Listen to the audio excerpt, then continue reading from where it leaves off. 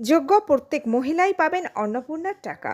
অন্নপূর্ণা যোজনা নিয়ে ক্ষোভ বাড়তেই বড় ঘোষণা মন্ত্রী অগ্নিমিত্রা পালের। কি জানিয়েছেন মন্ত্রী অগ্নিমিত্রা পাল, বিস্তারিত থাকছে এই ভিডিওতে। বন্ধুরা, চ্যানেলে নতুন হলে চ্যানেলটি সাবস্ক্রাইব করে রাখতে পারেন ও ভিডিওটি শেয়ার করতে পারেন। রাজ্য জুড়ে শুরু হয়েছে অন্নপূর্ণা বিতর্ক। মাস তিনেক আগে অন্নপূর্ণা যোজনার ফর্ম পূরণ করেও এখনও বহু মহিলা এই প্রকল্পের সুবিধা পাননি। অভিযোগ, মুখ্যমন্ত্রী শুভেন্দু অধিকারী সরকার কোনো প্রতিশ্রুতি ঠিকভাবে পালন করছে না। আর এই নিয়ে চারিদিকে বাড়ছে অশান্তি, যা ক্রমে তীব্র আকার ধারণ করছে। এমতাবস্থায় বিক্ষোভের মাঝেই বড় বার্তা দিলেন পুর ও নগরোন্নয়ন মন্ত্রী অগ্নিমিত্রা পাল। স্পষ্ট জানিয়ে দিলেন, মা বোনেদের একটু ধৈর্য ধরতে হবে। গত 17ই আগস্ট থেকে অন্নপূর্ণা যোজনার টাকা অ্যাকাউন্টে ঢুকতে শুরু করেছে। তবে বহু মহিলার দাবি তারা এখনও অ্যাকাউন্টে টাকা পাননি। আর তাই রীতিমতো উত্তাল পরিস্থিতি জেলায় জেলায়। কোচবিহারে মন্ত্রী মালতী রাভারায়ের বাড়ির সামনে শুরু হয়েছে বিক্ষোভ। এছাড়াও পূর্ব বর্ধমানের গুসকরাতে, হুগলির চণ্ডীতলায় বিডিও অফিস, জলপাইগুড়ি, পুরুলিয়া, আসানসোল, দুর্গাপুর, বনগাঁতেও বাড়ছে প্রতিবাদ। আর এবার মন্ত্রী অগ্নিমিত্রা পালকে ঘিরে শুরু হলো বিক্ষোভ।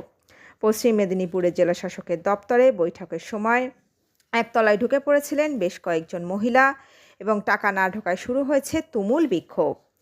মহিলাদের বিক্ষোভের জেরে বাধ্য হয়ে তাদের কথা শুনতে বৈঠক ছেড়ে সিঁড়ি দিয়ে নিচে নেমে এসেছিলেন রাজ্যের পুর ও নগরোন্নয়ন মন্ত্রী অগ্নিমিত্রা পাল। পরে তিনি জানালেন, অন্নপূর্ণা নিয়ে গণ্ডগোলের নেপথ্যে রয়েছে তৃণমূল। বিষয়টি তিনি মুখ্যমন্ত্রী শুভেন্দু অধিকারীকে জানাবেন। তিনি বলেন, মা বোনেদের একটু ধৈর্য ধরতে হবে।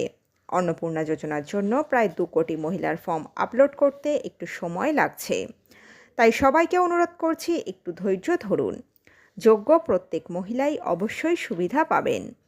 তার মধ্যে ভিতরে তৃণমূলের লোক বসে রয়েছেন, যারা অনেক গণ্ডগোলও পাকাচ্ছেন। মন্ত্রী অগ্নিমিত্রা পাল আরও বলেন যে, তৃণমূলের লোকেরাই দেখে দেখে যারা যোগ্য তাদেরকে না দিয়ে যারা অযোগ্য তাদেরকে দিচ্ছে। সেই কারণে যোগ্য যারা তারা ক্ষুব্ধ হচ্ছেন। এই বিষয়টা সবই রাজনীতির অংশ। ধীরে সুস্থে সব ঠিক হয়ে যাবে। মুখ্যমন্ত্রী শুভেন্দু অধিকারীকে সবটা জানানো হচ্ছে। গত বুধবার থেকেই খুলে গিয়েছে যোজনার পোর্টালটি। অনলাইনে দেখে নেওয়া যাচ্ছে আবেদন বর্তমানে কোন পর্যায়ে রয়েছে এবং বাতিলের কারণও দেখা যাচ্ছে।